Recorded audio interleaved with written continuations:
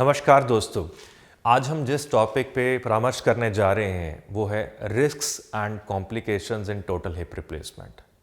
दोस्तों, हम सभी जानते हैं पिछले 40 साल में हिप रिप्लेसमेंट सर्जरी एक स्ट्रॉन्ग एवोल्यूशन की तरह गई है। आज शायद इसको best surgery of the last millennium से कहते हैं, पर तब भी देयर इज़ नो 100% गारंटी। आज हम आपको रिस्क के बारे में आगाह करेंगे। इसका पॉइंट है आप लोगों से इस चीज़ को शेयर करना, अपडेट करना, ना कि आपको डराना। आपके लिए जो खुशी की बात है वो ये है कि जितने भी रिस्क्स हैं, majority of them are minor and can be manage. Serious complications are less than 0.5%। तो आप ये लेके चल सकते हैं यदि आपके मेडिकल सेंटर पे इन सब चीज़ों का फ्रेमवर्क का बैकअप अरेंज्ड है, उन सब की चीज़ों का एक रूटीन सेंटर है, एक्सपीरियंस सेंटर है, तो you can expect 99.5% positive outcomes. तो जिन रिस्क की हम बात कर रहे हैं, जिस कॉम्प्लिकेशंस की बात कर रहे हैं, उसमें सबसे पहली और सबसे मान होती है किसी भी मेडिसिन से एलर्जी होना। हमें एनेस्थीसिया मेडिसिन या मेडिकल मेडिसिन या सर्जिकल मेडिसिन से नॉन सूटेबिलिटी आना, जिसको बड़ा इजीली मैनेज करा जा सकता है। जो अगली कॉम्प्लिकेशन है जिसको कि हम लोग शायद सबसे ज़्यादा डरते हैं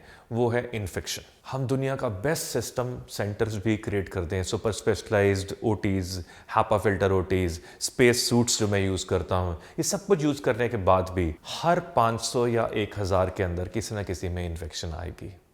हम कहते हैं वो एक बैड लक है।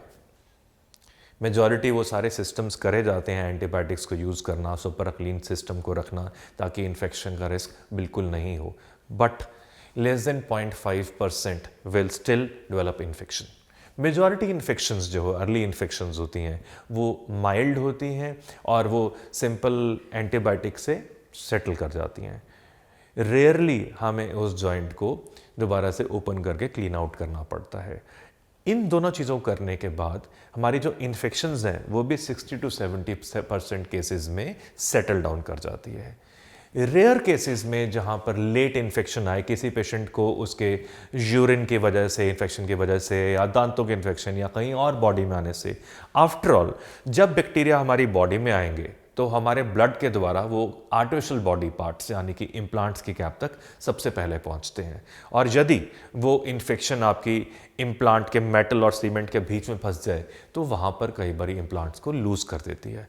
उन केसेस में हमें रीडू सर्जरीज करनी पड़ती है। तो इन्फेक्शन के बाद जो नेक्स्ट चीज़ हमें वरी करती है वो है any injury to your blood vessels and nerves. दोस्तों, वी आर पैरानॉइड। हम बहुत ध्यान रखते हैं कि किसी भी समय पर हमारे एक्सपीरियंस के दौरान किसी भी समय किसी इंसान की नर्व्स या ब्लड वेसल्स जो हमारी ब्लड को सप्लाई करती हैं उसकी इंजरी नहीं हो।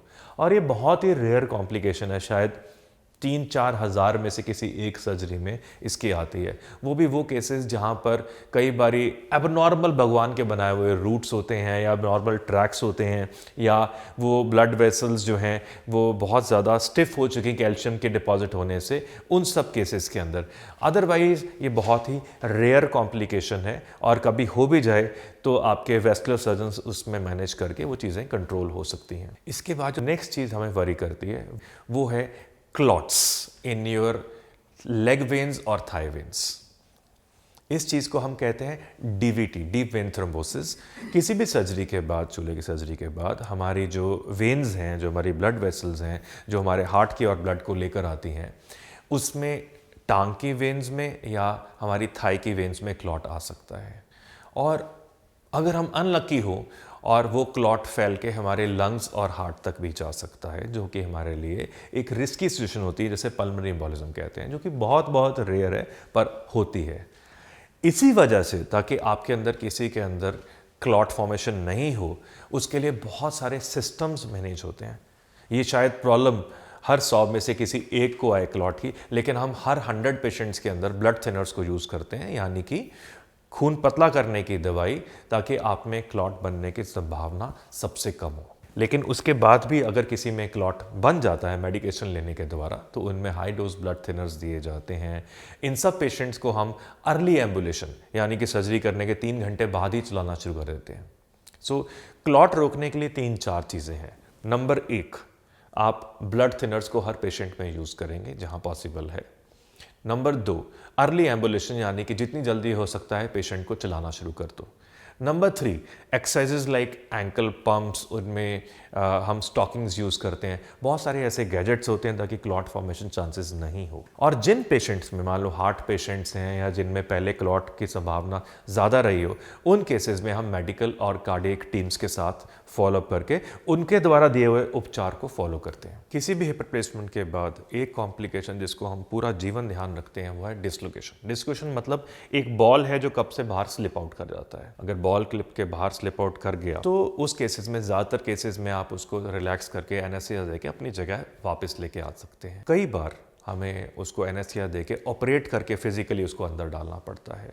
डिस्लोकेशन के चांसेस लेस देन 3% केसेस में होते हैं और इसमें रोकने के लिए सबसे इंपॉर्टेंट चीज़ है आपकी सर्जिकल टेक्निक, आपका प्रिसीजन, आपकी accuracy and experience of surgeon. यदि ये सारा कुछ हो तो डिस्लोकेशन बहुत कम होती है। लेकिन एक रियल टेंशन की स्टेज तब होती है अगर वो हिप बार बार डिस्लोकेट करे। उसे हम मेडिकल भाषा में कहते हैं रेकरेंट डिस्लोकेशन।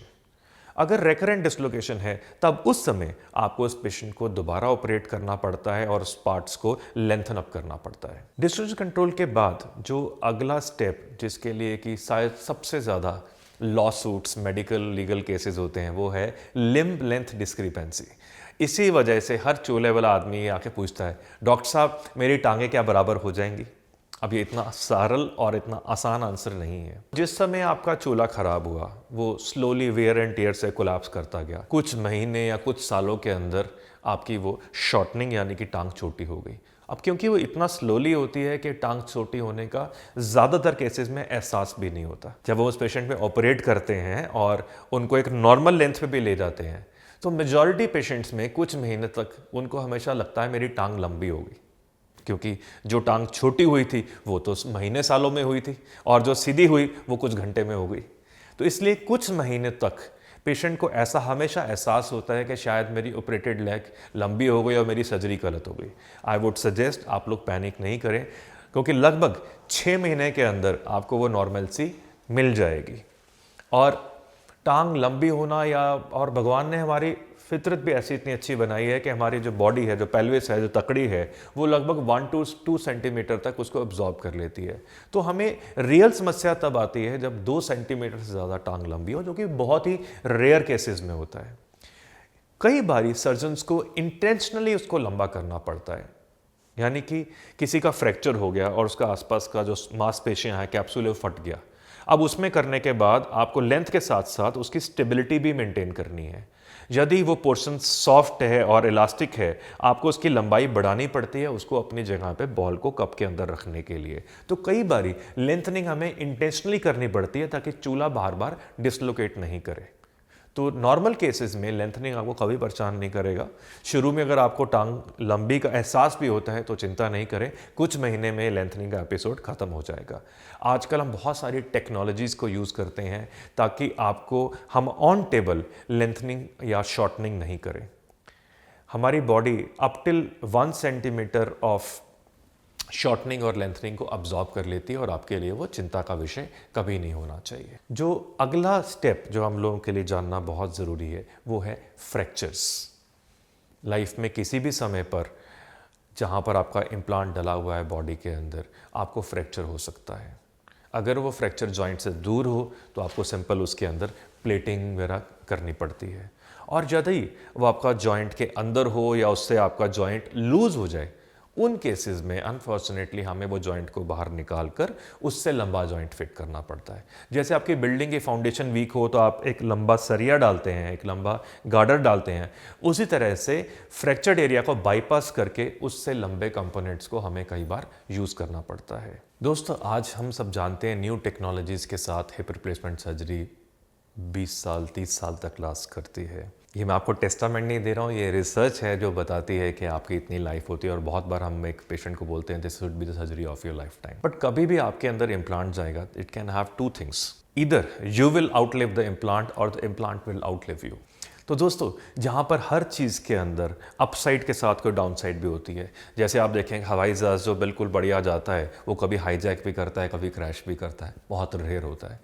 इसी तरह से आपकी सर्जरी ये लेके चलिए 99.5% आपको सक्सेसफुल माइलस्टोन्स तक लेकर जाएगी, बट 0.5% आप बदनसीब भी हो सकते हैं।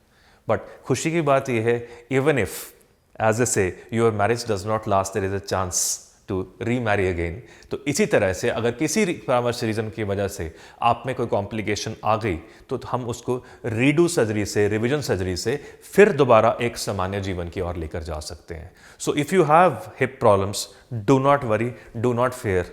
हमारा पर्पज़ आपको डराना नहीं, हमारा पर्पज़ है आपको इन चीज़ों के बारे में शेयर करना और ये बताना that you have a wonderful happy life waiting on for you. Have the guts, move forward and get your surgery done.